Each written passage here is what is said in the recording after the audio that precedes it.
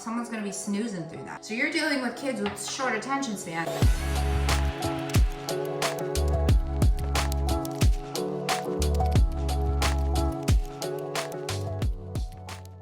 We're in my bathroom today because I need to clean and multitask at the same time. So this is Settle Down. It's just gymnastics, where we discuss all topics gymnastics, but we talk about it in a way that doesn't always have to be so serious. And today's topic is coaching tips, because I was asked numerous times this week, hey, I just started out coaching. Or I got talked to at a meet where a girl told me that she started coaching because of me and seeing how much fun I have with it. So she started coaching. Love that for you guys. My bathroom always gets the messiest after a long meet weekend, and I literally just chuck everything in my bathroom. Suitcase, clothing, bathroom products, you name it. Oh, this is nasty. It's leaking everywhere. And I only self-tan if I'm like competing, because I get a little self-conscious about my very pale legs, okay? There's nothing wrong if it makes you feel better, and it's not gonna hurt anyone. You can do it. But don't feel like you need to do it just because I did it. If you could care less, that's like me with my toenails and fingernails. I painted them and they look extremely ratchet now. And I'm gonna leave them like that. To each their own. Let me preference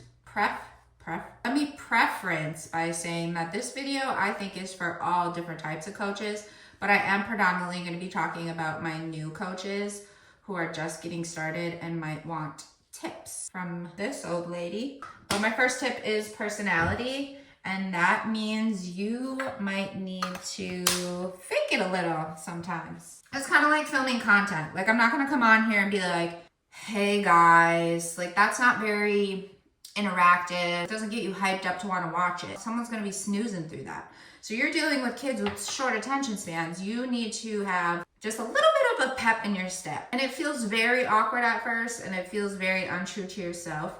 But once you start seeing it as like your coaching persona, it's just like your own personality, just like a little spiced up.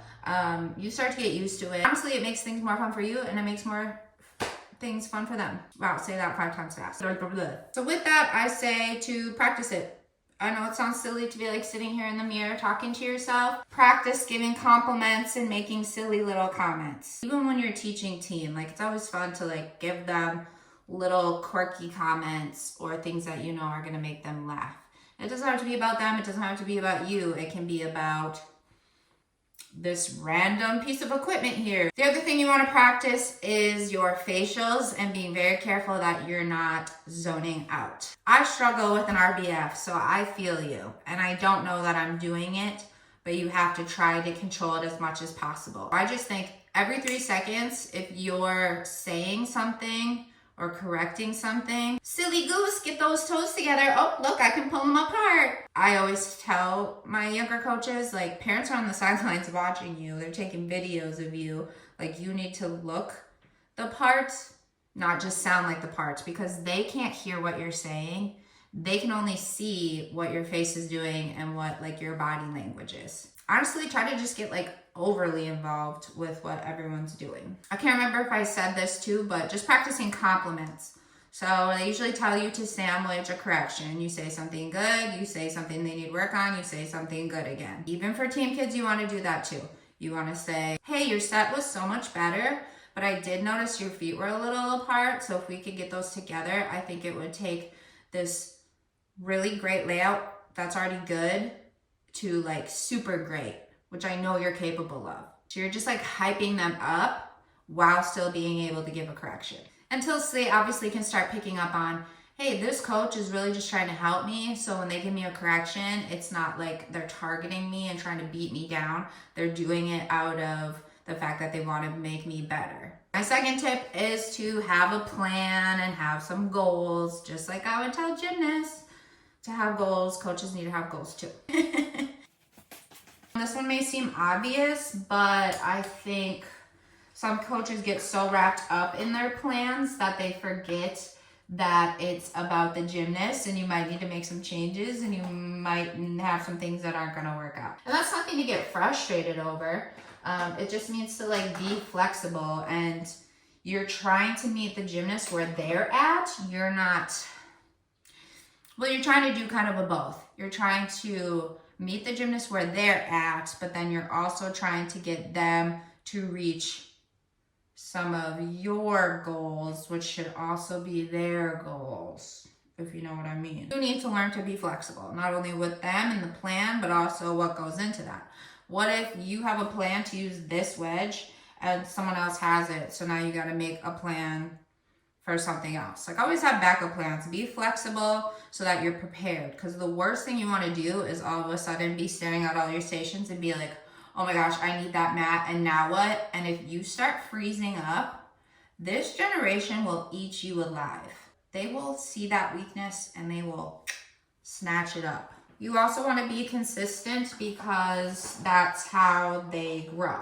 If you're constantly switching things up and doing something different, and they're gonna have a hard time picking up and finding that consistency within the skill. That's why a plan comes in handy too, because then it gives you the time to think about how you're gonna make your plan a little different.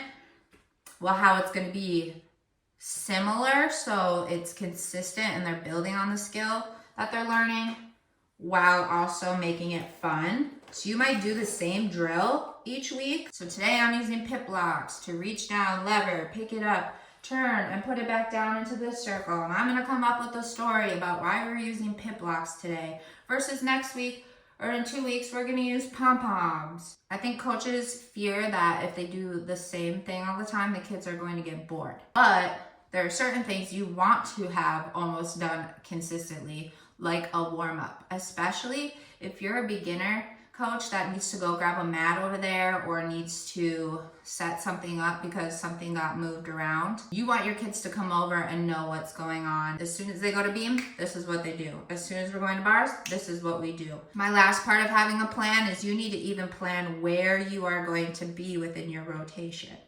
Are you doing a movement of like a circuit, or are you doing individual stations that you're going to time? And then while they're moving about or staying there, where are you going to be? Do you need to be staying at a station because they need spot, or have you set it up where they have certain mats that they can do it on by themselves, and you might just be walking around making little corrections, making sure they got it, and then okay, switch, and now you're back around making sure they got it. Okay, switch. Whatever it may be, you need to have eyes and ears on everything. Maybe I'm gonna clean in between telling you guys about these things, because I can't do both. Don't judge me, because I've been gone. I've been working nights, days, weekends. My nightly magnesium. Hello, sleep. We're making some gains. So let's talk about point number 3. Be demanding, but not condescending. You obviously want to be nice, but you don't want to be like, okay, kids. And they see that as weakness, and they're like, oh, this girl doesn't even act like she knows what she's doing. She's way too nice. I'm going to take advantage of that. And then you got the one kid who's controlling the whole class. So we don't want that. So part of that is setting boundaries early. So you see a kid on equipment, you say, honey boo boo, I'm gonna need you to get down from there because that's not safe and your class hasn't started. I want you to meet me over right here in this spot in 10 minutes. But for now, go sit down. See, I kind of made it a little silly, but I didn't make it a question mark. I think that's where coaches fall into. When you give a direction, you don't say it like it's a question. It's not a question. You're not being mean. You're making sure that everyone is safe. This coach is setting high expectations for me, which means I'm gonna get better, but they're not being a grouchy coach who doesn't really care about me.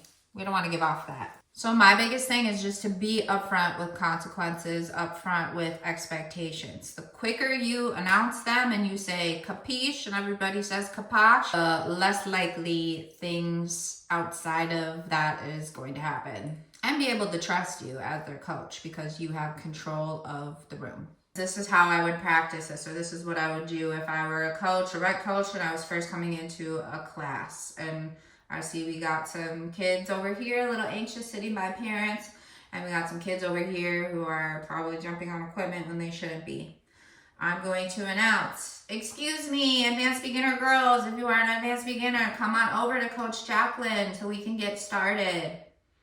I'm going to say, let's line up in a straight line here, just like we would at school, with our eyes and ears ready to listen to directions. It feels cheesy, but it works, I promise. As they all come over, you say, Hi again, I'm Coach Jacqueline. I'm going to be your instructor today. If anybody has any questions, please just ask. I'd love to hear them. But for now, this is how things are going to go so that we can learn gymnastics in a safe environment.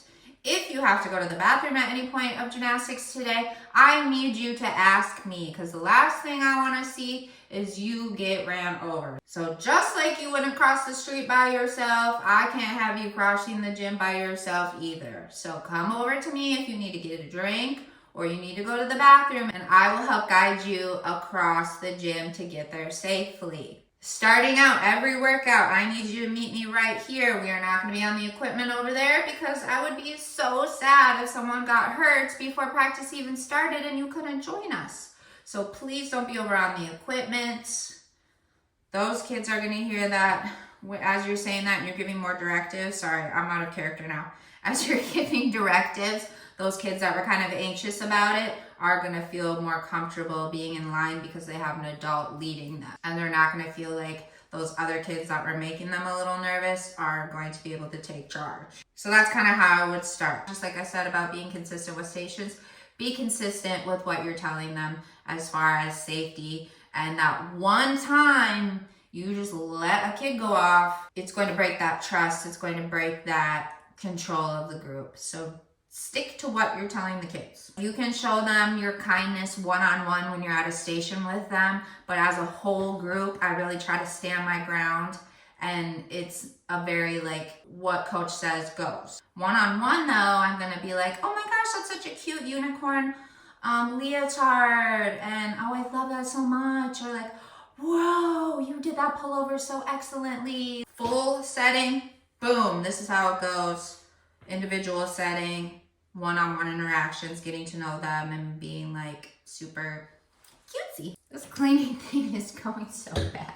Do I have any other tips? Oh, this is a big one for rec kids who refuse to do anything, or even team gymnasts who are being kind of attitude-y about stuff.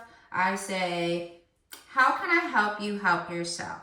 We're clearly not on the same page. I see that you might be afraid of this skill, so you're pushing back on me a little bit. So how can I help you help yourself? Because you're the one who has to decide if they're gonna do this skill, because there's consequences if you don't do it, there's consequences if you do it, and I would really like to see you achieve your goal. What is something that I can help you with? Put it back on them. Something I already said, spice up repetition with different games and different challenges. I do that a lot on beam because beam can get very repetitive and boring. Let's just be honest. Now, granted, I don't feel like you're going to be able to do that as much with when you have 15-20 minutes on your event. So I would maybe save that stuff more for if you're a team coach and you're trying to make beam or bars a little different. So I've done things we have individual assignments versus group assignments to keep them kind of moving and focused on different things. I've done dice games, I've done board games. You can modify a lot of board games like Candyland. You just try to phrase it differently. I say, I'm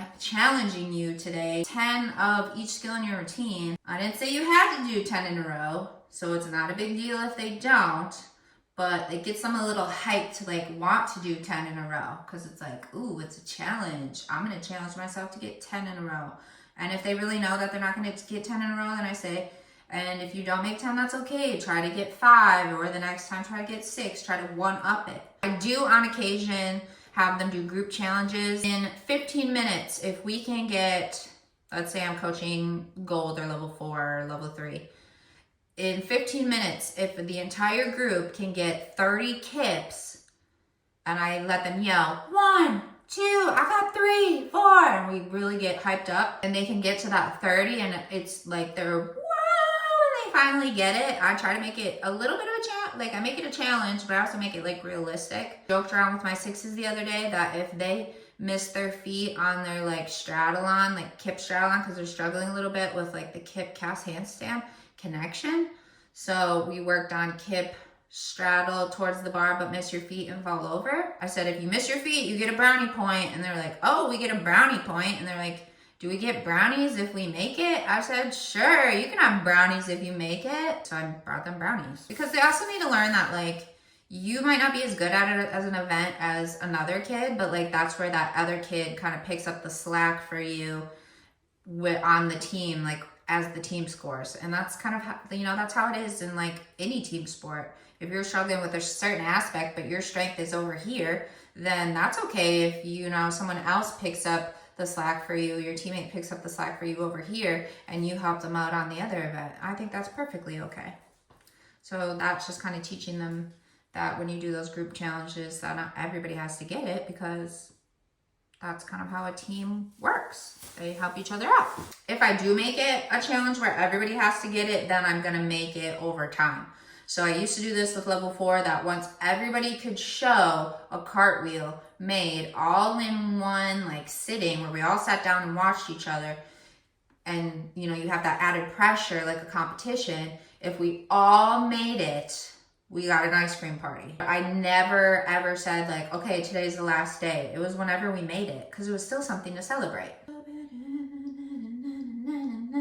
Kids yesterday told me that they wanted me to make a song or like make a music video or something, and I just started laughing. I'm like, sweetheart, I don't think you ever heard me sing, and there's a reason why. You don't want to hear me sing. Okay, now as I'm almost finished, I'm gonna give my final little thought, and that is to be transparent and explain why things are important. Given the age of the internet, we can't always trust everything that people tell us.